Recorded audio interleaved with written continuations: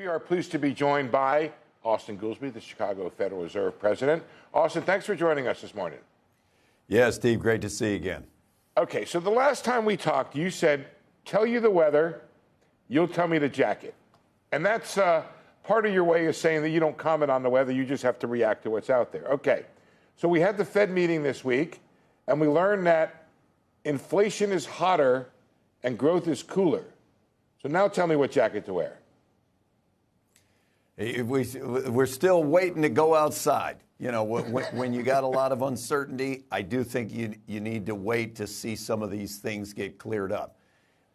On the policy side, as you know, Chicago's the 7th district, is heart of the Midwest. I'm out talking to business people and civic leaders throughout this region, and there's been a decided turn in these conversations over the last 6 weeks of anxiety, of pausing, waiting on capital projects, CapEx, et cetera, until they figure out tariffs, other fiscal policy. So I don't think we can decide the jacket quite yet. We're going to have to see through this bumpy patch. I want to get to that a little later, but I'm interested also in this idea that stocks were very optimistic and then they became less optimistic. Business sentiment numbers were up and then they've cooled off a bit. Is all of this the equivalent of an economic shock that could really derail the prior trajectory of the economy? Sometimes / maybe. It depends how big they are. It depends how long they last. And it depends what form they are. At the end of the day, I still think that the Fed needs to be the steady hand and take the long view. I understand why the market wants to get the information as rapidly as possible and wants to know by Monday morning or by the end of today what's going to be the path for rates, for tariffs, for fiscal policy for the entire rest of the year. But it's not realistic at this moment to do that. There is a self-fulfilling prophecy logic that goes, if everybody talks about prices, tariffs, problems, then it makes those prices, tariffs, problems more likely to affect the economy.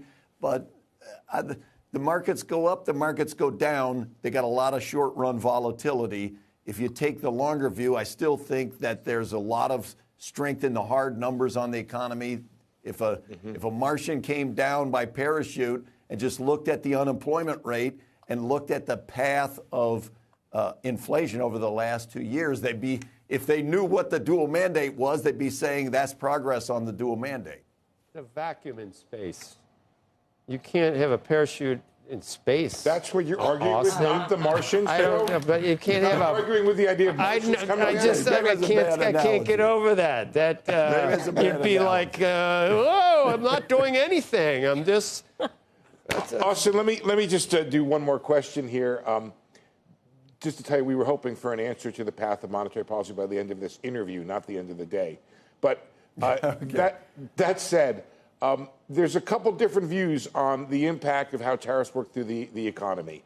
There's the idea that there are these one-time price levels, and there's the other idea that maybe because of the specific circumstances of what we've just been through, whether or not there's pricing power in the economy, that they could stick around and create a broader-based inflation. Have you changed your view on this? What are you thinking about the outlook on that? Well, first of all, let me say I love that if we go to the press conference, there's the reporters asking Chair Powell about economic theory and how should monetary policy react to hypothetical and theoretical changes to tariffs. You know that several parameters need to be answered before you can truly say how should monetary policy react. How long are the tariffs going to last? Are they one and done, or are we on a chain of retaliation and then counter tariffs? And how much are those tariffs getting passed through by the private sector out of just the goods where the tariffs are being applied? So if there are tariffs on intermediate goods and parts and components that are going to wind up being inflation in spillover industries, all of those things matter a lot.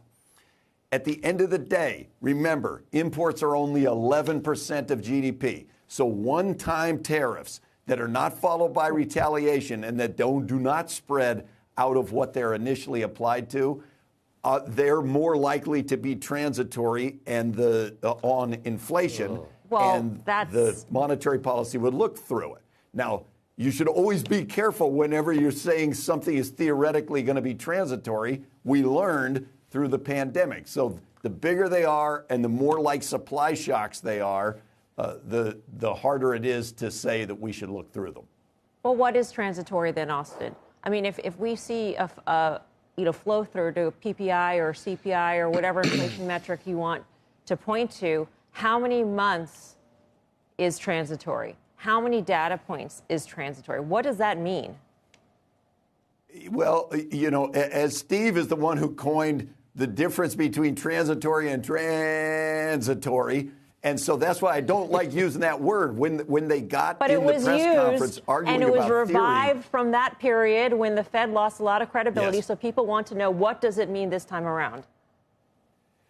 The answer to what it means this time around depends on how long are the tariffs in place and whether there's retaliation, and whether the private sector is going to, if they're going to apply the tariffs to intermediate goods like steel.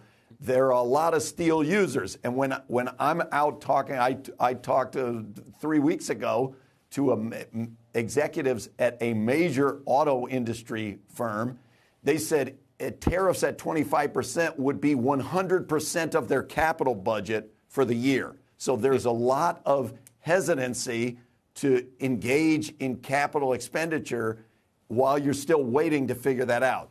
That would be multiple months and spreading it out of the lane just of the goods that the tariffs apply to.